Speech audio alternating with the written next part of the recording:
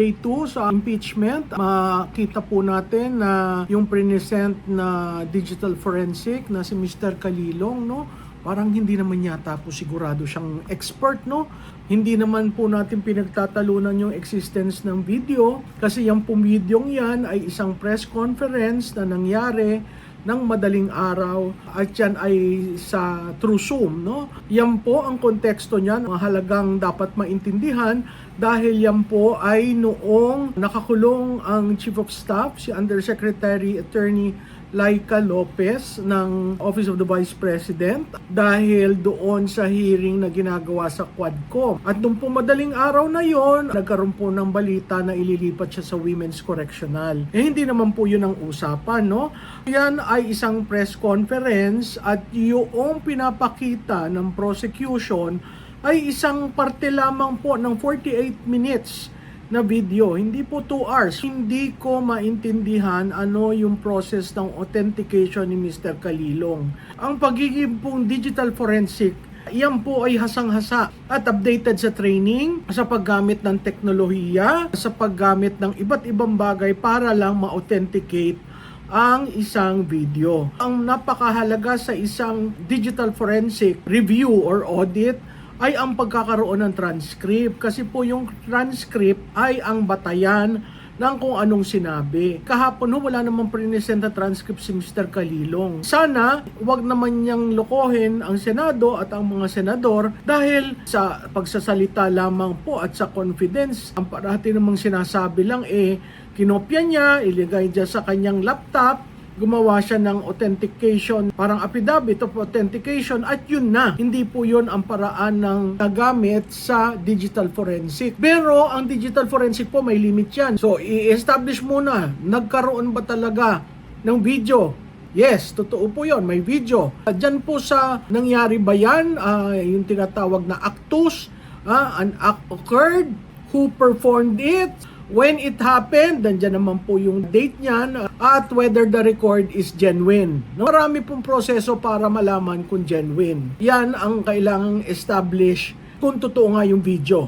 Hindi lamang po dyan, kailangan rin ma-establish kung may mens rea. Ang mens rea po ay ang intent. Ano po ba ang intent ni BP? Kaya nga po paulit-ulit kong sinasabi, it is a press conference na nangyari ng madaling araw, mga pasado 12 midnight yan kung saan humingi ng tulong si Attorney Lopez na Chief of Staff at Undersecretary sa Office of the Vice President dahil nga ililipat siya. Para namang kriminal si Attorney Lopez na lilipat ng madaling araw sa Women's Correctional. Wala pa naman ho siya nare-receive na order. At yung pong press conference na yon, may nagtanong kay Vice President. At ang itinanong, paano ang security mo? Kailangan natin ma-establish ano yung intent, ano yung psychological state ni BP Sara, ano ang motive niya sa pagsalita nun, at saka ano yung social or relational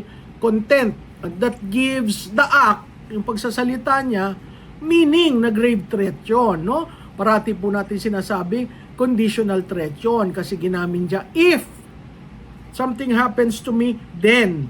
So sa mens rea o sa intent, kailangan may magte-testify, i-corroborate, kailangan may psychological evaluation, kailangan may expert interpretation, kailangan may corroborating witness, at kailangan may contextual evidence. Wala pa naman pong present, ang sinabi lang may video. Ba't pinagtatalunan yung video? Kinuha si Calilong bilang expert witness. Hindi naman po siya pwede mag-expert witness dun sa press conference na yon. Pwede lang siya mag-expert witness na may video sila na nakuha tungkol doon sa press conference na yon via Zoom. Whether that video is authentic, genuine, is another issue. Kasi, sa tingin ko po, hindi po ang uri ni Mr. Calilong ang kayang magpakatotoo doon sa videong yon. Ilang taon na po ako sa kampanya at marami pong digital forensics kaming nagagamit kung sakaling merong issue sa aming kandidato. Babalik ulit tayo doon. May actus, may video, hindi ho yung pinagtatalunan, 48 minutes lang, hindi 2 hours. at may mens rea. Kung wala hong context, kasi na-explain na what happened, hindi why.